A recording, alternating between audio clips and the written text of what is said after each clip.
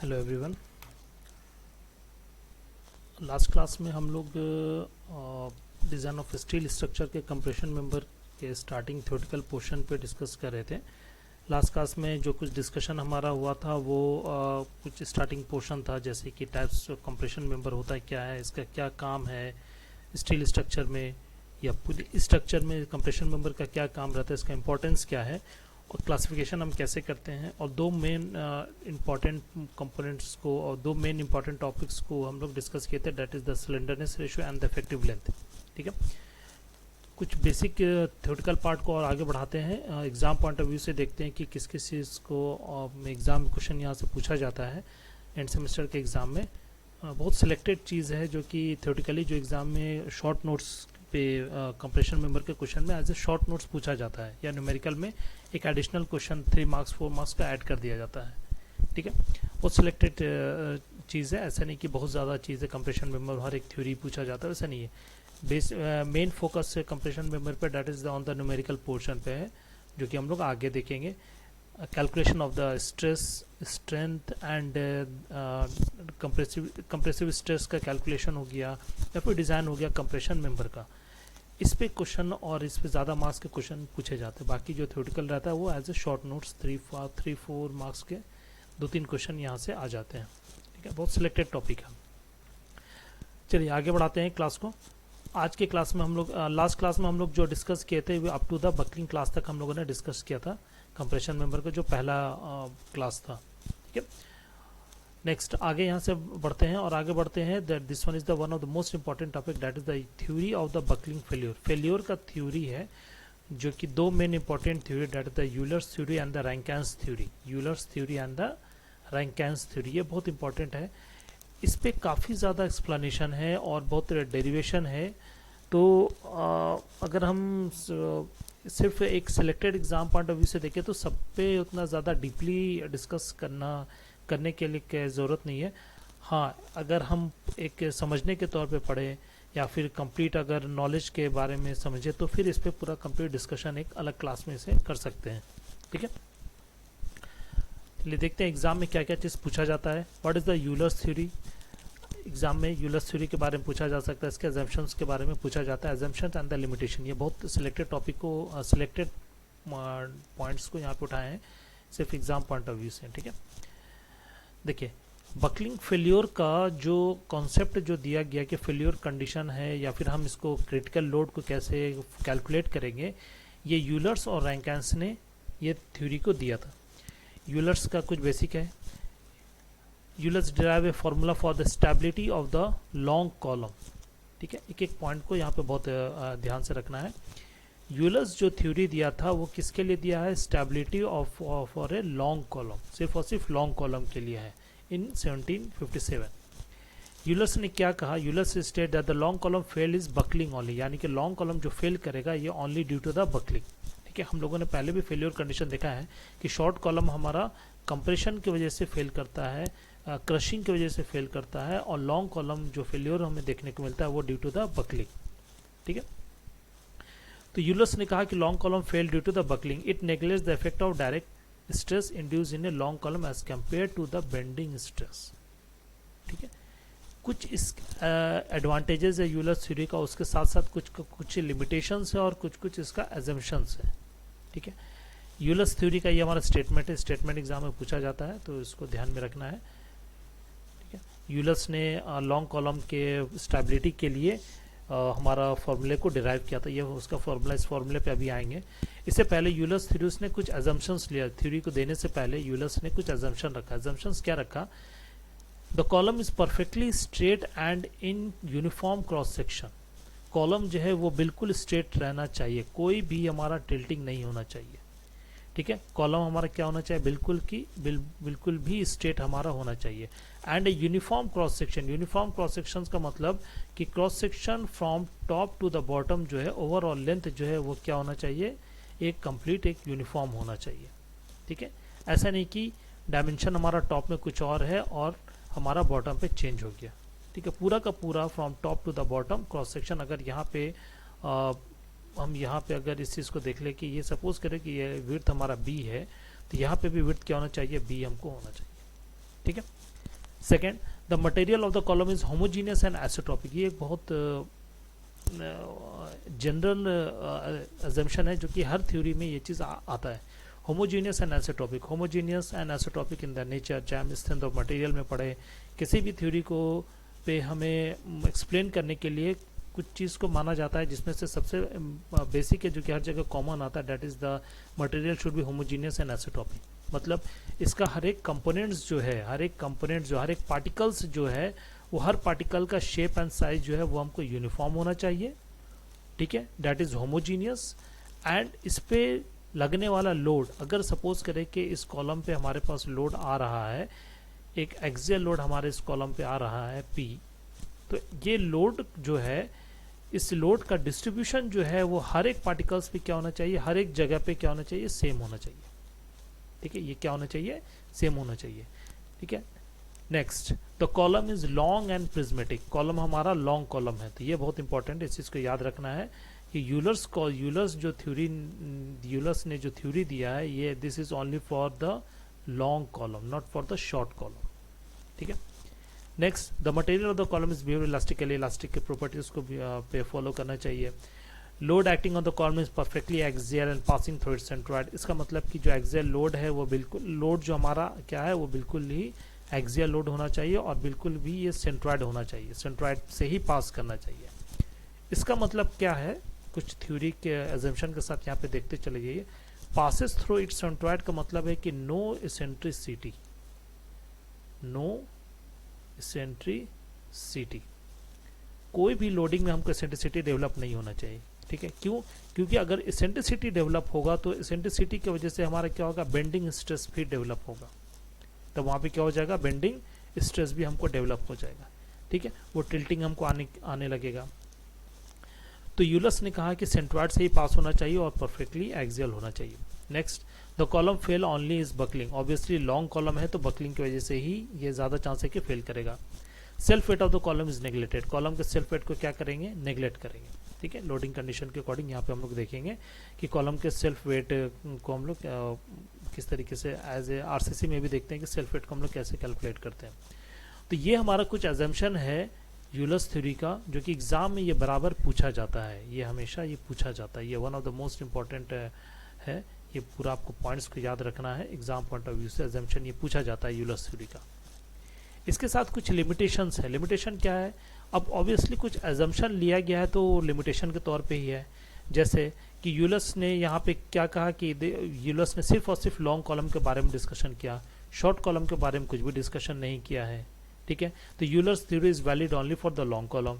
It's valid only when the slenderness ratio is greater और equal to the critical slenderness ratio. Obviously long column है तो slenderness ratio हमारा क्या होगा, बढ़ेगा, ठीक है। तो अगर सिलेंडरनेस रेशियो अगर कम होता है, जैसे शॉर्ट कॉलम पे हम आ जाते हैं, तो उसके लिए यूलस ने कुछ नहीं कहा, यूलस ने उसके लिए कुछ भी डिस्कशन नहीं किया। थर्ड जो है, formula is applicable when crushing stress is greater और equal to the buckling stress. जब यहाँ पे यूलस फॉर्मूला तब एप्लीकेबल होता है जब क्रशिंग स्ट्रेस हमको क्या हो जाएगा, बकलिंग स्ट्रेस से ज़्यादा हो जाएगा, ठीक है। ये 3 लिमिटेशन है यूलर्स थ्योरी का, ठीक है। इस लिमिटेशन के साथ ये फॉर्मूला है जो कि क्रिटिकल लोड कैलकुलेट किया जाता है according to the Euler's theory, that is P is equal to pi square E I by L effective square. This one is the effective length, this one is the effective length, जिसको कि हम लोग K.L से भी जानते हैं, ठीक है। What is E? E is the modulus of elasticity, modulus of elasticity, and I हम लोग I जानते हैं, what is I? I is the moment of inertia, ठीक है। तो यहाँ से हम लोग क्या कैलकुलेट करेंगे, दैट इज द जो हमारा लोड होगा according to the crushing load हमको होगा, क्रिटिकल लोड होगा according to the Euler's theory for the long column, that is pi square E I by L effective का होल स्क्वायर, ठीक है। ये one of the most important formula है, यहाँ से चेक करते हैं। अब यूलर्स ने सिर्फ और सिर्फ लॉन्ग कॉलम के बारे में डिस्कशन किया है, तो यहाँ पे अब आता है कि अगर शॉर्ट कॉलम आ जाता है तब फिर वहाँ पे क्या करेंगे, ठीक है।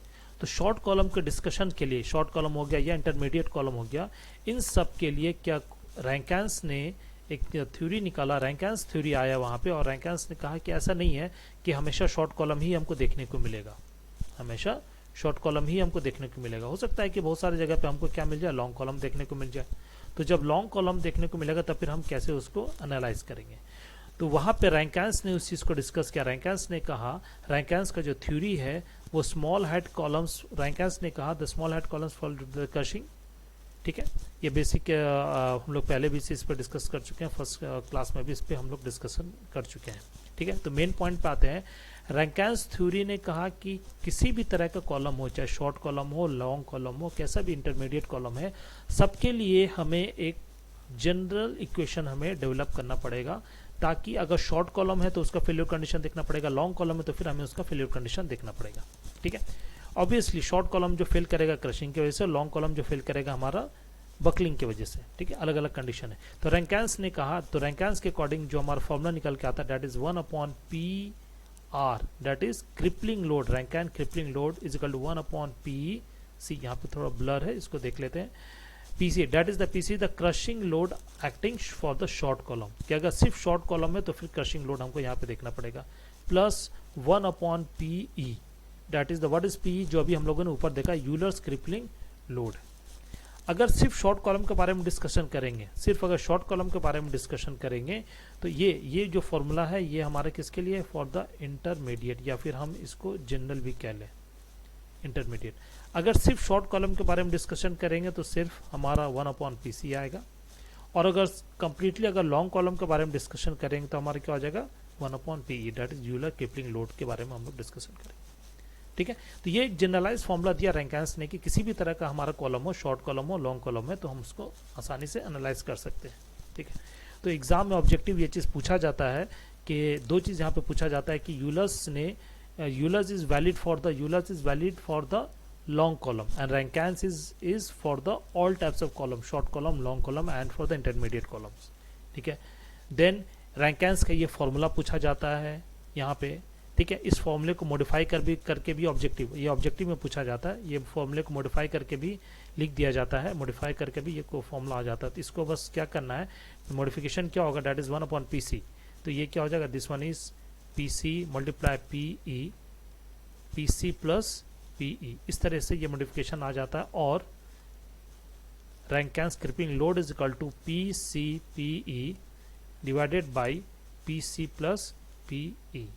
इस तरीके से भी ऑब्जेक्टिव में क्वेश्चन ये पूछ दिया जाता है। ठीक है, चलिए नेक्स्ट आगे बढ़ते हैं।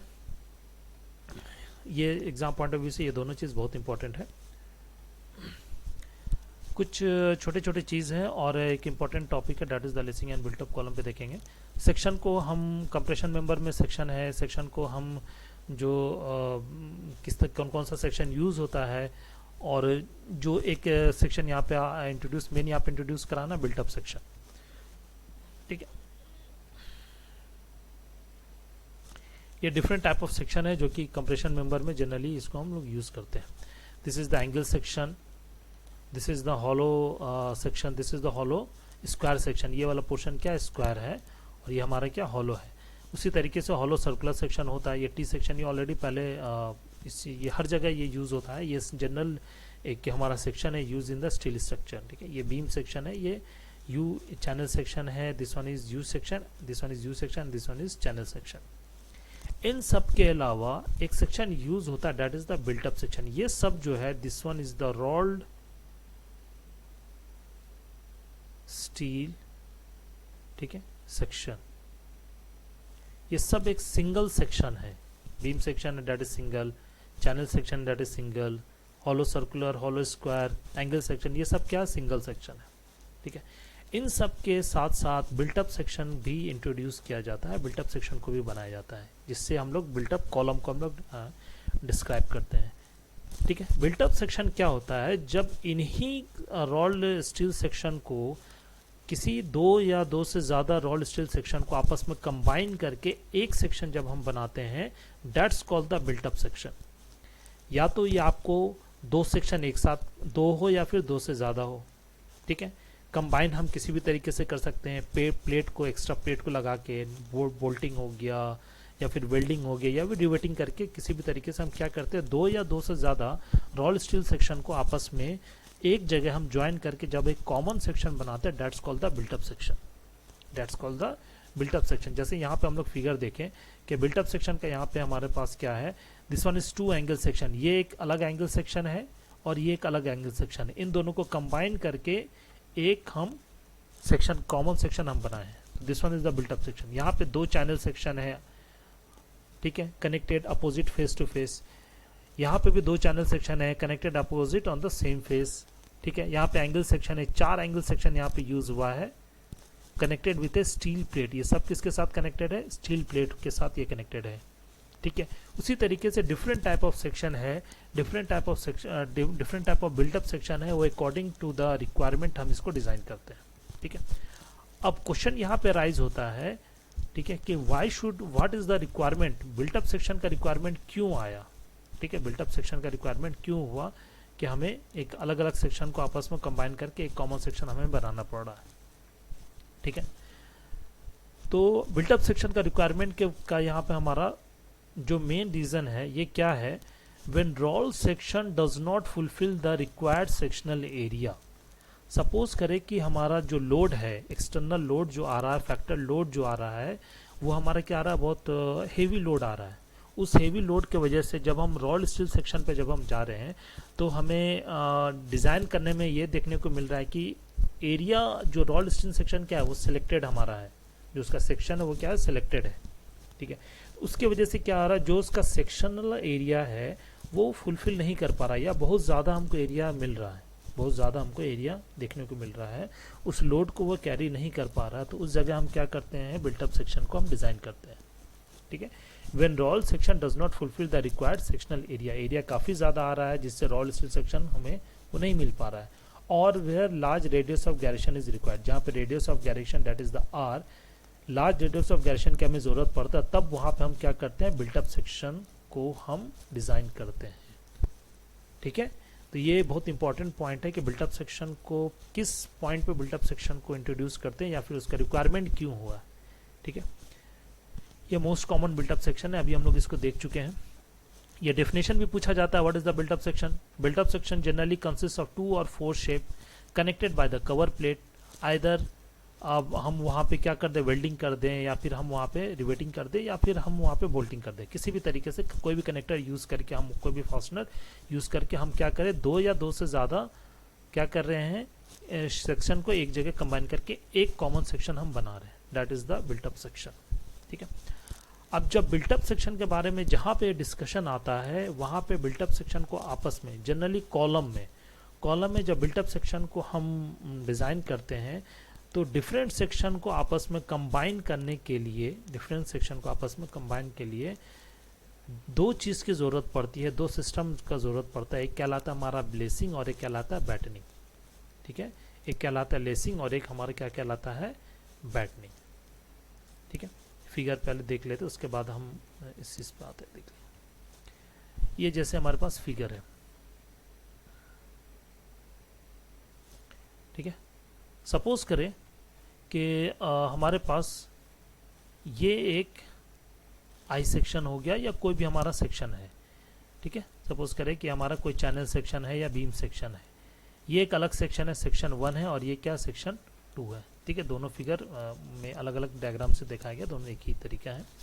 इन दोनों को आपस में क्या करना है, कंबाइन करके हमें एक कॉलम बनाना है, ठीक है। कॉलम हमें डिज़ाइन करना है, ये दोनों को हमें आपस में बिल्टअप सेक्शन, बिल्टअप कॉलम हमें बनाना है। तो ऑब्वियसली बिल्टअप कॉलम बनाना है तो हमें 2 या 2 से ज़्यादा सेक्शन हमको देखने को मिलेगा। तो दोनों अलग अलग सेक्शन है, तो दोनों को क्या करना होगा, आपस में कंबाइन करना होगा। तो आपस में कंबाइन करने का 2 तरीका है। एक यहाँ पे हम स्टील प्लेट लगाते हैं या एंगल सेक्शन को हम यहाँ पे प्लेस करते हैं, और किसी एंगल पे हम आपस में इसको क्या करते हैं, कनेक्ट करते हैं, ठीक है। This one is called the lacing, इसे हम क्या कहते हैं, लेसिंग। एंगल पे जब इसी चीज़ को किसी फ्लैट प्लेट पे को हम दोनों सेक्शन को आपस में कनेक्ट करने के लिए फ्लैट प्लेट का यूज़ करते हैं, और उसे हम कैसे रखते हैं, हॉरिजॉन्टली हम इसको प्लेस करते हैं, ठीक है। किसी एंगल पे प्लेस नहीं करते। This one is called the batten, this one is called the batten, ठीक है। तो ये कब यूज होता है, जब हम बिल्टअप कॉलम को जब हम डिजाइन करते हैं। ऑब्वियसली दोनों को हमें आपस में सेक्शन को कनेक्ट करना पड़ेगा। तो सेक्शन को कनेक्ट करने के लिए आइदर हम लेसिंग और आइदर हम बैटनिंग को हम लोग यहाँ पे यूज़ करते हैं। तो इन दोनों का काम क्या है, इन दोनों का काम क्या है, बैटनिंग और लेसिंग क्या करता है, सेक्शन को आपस में कंबाइन करता है ताकि ये अपने पोजीशन पे मेंटेन रहे। और जब पोजीशन पे मेंटेन रहेगा तो ऑब्वियसली इस पूरे ओवरऑल एक कंबाइन, जब ये हमारा क्या हो जाएगा, एक कंबाइन बन जाएगा, तो इसके ऊपर जब हमारा लोड आएगा तो इस लोड की वजह से जो स्ट्रेस डिस्ट्रीब्यूट होगा वो हमारा एक यूनिफॉर्म वे में स्ट्रेस डिस्ट्रीब्यूट हो जाए। ठीक है, और ये तभी स्ट्रेस यूनिफॉर्म वे में डिस्ट्रीब्यूट होगा जब हमारा जो कॉलम सेक्शन है वो हमारा क्या होगा, जो सेक्शन है कॉलम का के लिए जो सेक्शन हम लोगों ने चूज किया है वो एक अपने जगह पे पोजीशन पे मेंटेन रहे। ठीक है, उसको मेंटेन करने के लिए बैटन और लेसिंग का हम लोग यूज करते हैं। ठीक है, अब यहाँ पे दो फिगर है। ठीक है, this one is called the double lacing, इसे हम लोग कहते हैं डबल लेसिंग, जो क्रॉस होता है ये कहलाता है डबल लेसिंग। यहाँ पे सिंगल लेसिंग यूज हुआ, this one is called the single lacing and this one is called the double lacing, this one is called the double lacing, this one is called the double lacing. ठीक है, जहाँ पे हमें single आएगा वो single lacing, this one is called the battening. ठीक है, IS code में ये फिगर हमें बहुत क्लियरली मिल जाएगा। एग्जाम में आपको फिगर ड्रॉ करने के लिए आईएस कोड आपको हेल्प बहुत करेगा। डिफरेंट टाइप ऑफ फिगर आपको देखने को मिल जाएगा। सिर्फ बैटन कॉलम भी होता है या सिर्फ हमको लेसिंग कॉलम भी होता है। लेसिंग कॉलम क्या होता है कि हमें सिर्फ और सिर्फ क्या रहेगा, इस तरीके से रहेगा, सिर्फ लेसिंग रहेगा। और बैटन कॉलम रहेगा तो सिर्फ और सिर्फ बैटन वहाँ पे हमको प्लेस रहेगा और ये कनेक्शन हमको देखने को मिलेगा। जब यहाँ पे लोडिंग हमको कम होगा, जब लोड ज़्यादा होगा तो ये सारा चीज़ हमको देखने को मिलेगा। इसका बहुत अच्छा एग्जांपल है, आपको देखने को मिल जाएगा रेलवे स्टेशन में जो ओवर ब्रिज जो डिज़ाइन होता है उसका जो कॉलम का जो पार्ट हम देते हैं वहाँ पे हमें ये क्लियरली दिखेगा, बहुत अच्छे से ये चीज़ दिख जाएगा। बहुत अच्छा एग्जाम्पल ये चीज़ हमको देखने को मिल जाएगा। ठीक है, तो इसके अब आ जाते हैं कुछ थ्योरेटिकल पार्ट पे जो कि बहुत इंपॉर्टेंट है डिस्कशन के लिए। ठीक है, सबसे पहले क्या है इसका डेफिनेशन है। What is the definition? Lacing and batting are provided to maintain the vertical alignment of the individual member connected. Using lacing and batting, the stress is equally distributed throughout the column section. Obviously, जो position पे maintain रहेगा तो stress भी equally distribute हो जाएगा। Lacing and batting not design for load carrying capacity, ये ध्यान रखना है। लेसिंग और बैटिंग ऐसा नहीं कि लेसिंग और बैटिंग हम लगा रहे हैं तो इसका मतलब वो कॉलम के लोड कैरिंग कैपेसिटी, लोड को वो बियर करेगा, ऐसा नहीं है। लोड को जो बियर करेगा वो सिर्फ और सिर्फ कॉलम का जो कंपोनेंट्स है, कॉलम का जो सेक्शन है वही बियर करेगा। ठीक है, लेसिंग और बैटनिंग उसको बियर नहीं करेगा, वो लोड कैरिंग एलिमेंट नहीं है। The primary function is to only hold and to keep the member, obviously ये पहला स्टेटमेंट का रिपीटेशन है। क्या करना है, बिल्टअप कॉलम को अपने पोजीशन पे ये इक्वली मेंबर जो है वो अपने पोजीशन पे रहे ताकि स्ट्रेस हमारा इक्वल फॉर्म में डिस्ट्रीब्यूट हो जाए।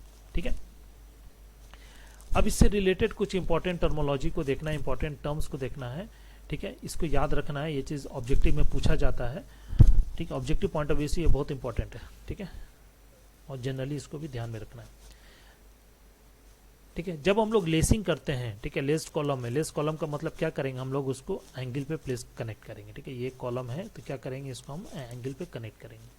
तो जब हम लोग लेसिंग करते हैं जनरली एंगल का लेसिंग क्या रखते हैं, दिस वन 40 to 70 डिग्री। इसका मतलब ये जो एंगल होगा this one is 42, this one is 40 to 70 degree.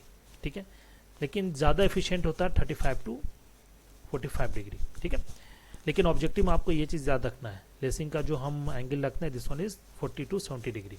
ठीक है, अब जब हम लेसिंग यूज करते हैं कॉलम में, यानी बिल्टअप सेक्शन जब बना रहे हैं और लेसिंग यूज करते हैं तो वहाँ पे सिलेंडरनेस रेशियो बढ़ जाता है।